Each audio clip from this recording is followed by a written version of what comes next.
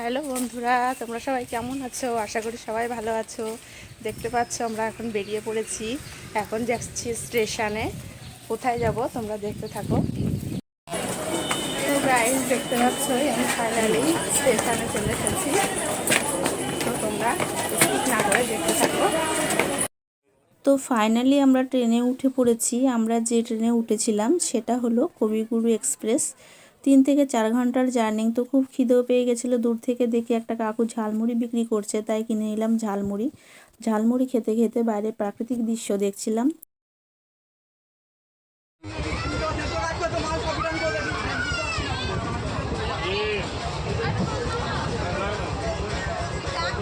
তারপর ফাইনালি পৌঁছে গেলাম রামপুরহাট স্টেশনে। এখন ওপার ব্রিজ পার হয়ে একটা অটো ধরে নেব।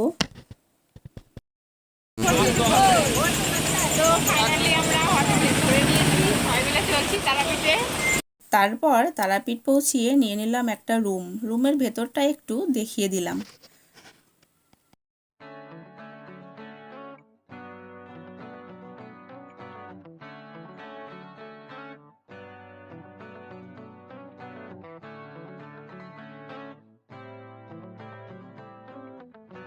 তারপর ব্যাগপত্র রেখে ফ্রেশ হয়ে চলে এলাম পূজা দিতে। এখানে এসে ভিড় দেখে কুপন কেটে ভিআইপি পাসে পূজা দিয়ে বেরিয়ে এলাম।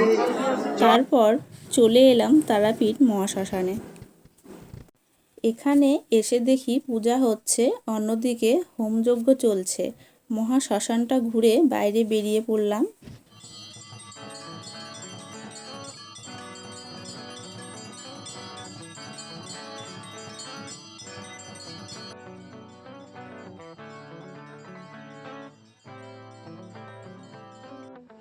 তারপর কিছু কেনাকাটার জন্য দেখাশোনা করছি।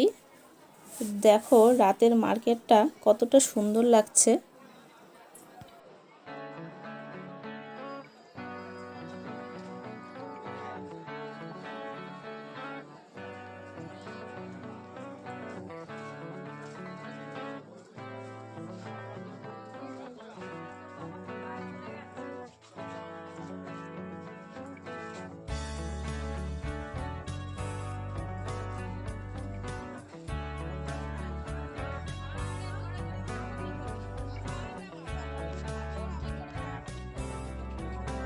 তারপর রুমে এসে ফ্রেশ হয়ে রাতের খাবারটা সেরে নিলাম। এখানে খাবারে ছিল মুগ ডাল, আলু ফুলকপি রসা, আলু পোস্ত, লেবু, ঝুরি আলু ভাজা। এই ছিল নিরামিষ খাবার।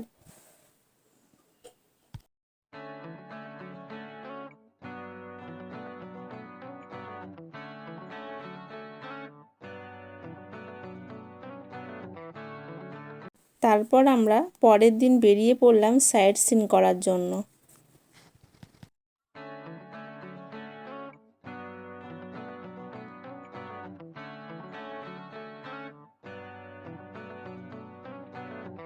কিছুটা দূরে একটা জগন্নাথ মন্দিরে চলে আসলাম। দেখো জগন্নাথ, বলরাম, সুভদ্রা রানীকে খুব সুন্দরভাবে সাজানো গোছানো আছে।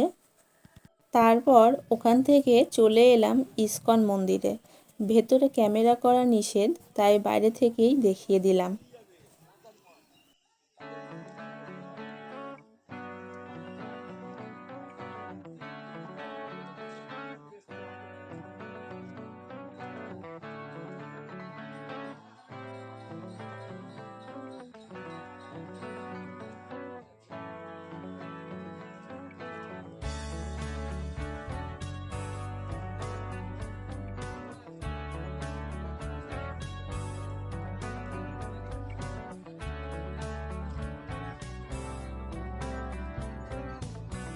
এইভাবে অনেকগুলো মন্দির ঘোরার পর চলে এলাম বামাখ্যাপার আদিবাড়িতে। এখানেও ভেতরে ক্যামেরা করা নিষেধ, তো ভেতরটা দেখে আমরা বেরিয়ে এলাম। তো আমাদের ট্যুরটা এ পর্যন্তই ছিল। ভালো লাগলে লাইক, কমেন্ট, সাবস্ক্রাইব করে পাশে থেকো। আর বন্ধুদের সঙ্গে ভিডিওটি শেয়ার করতে একদম ভুলো না।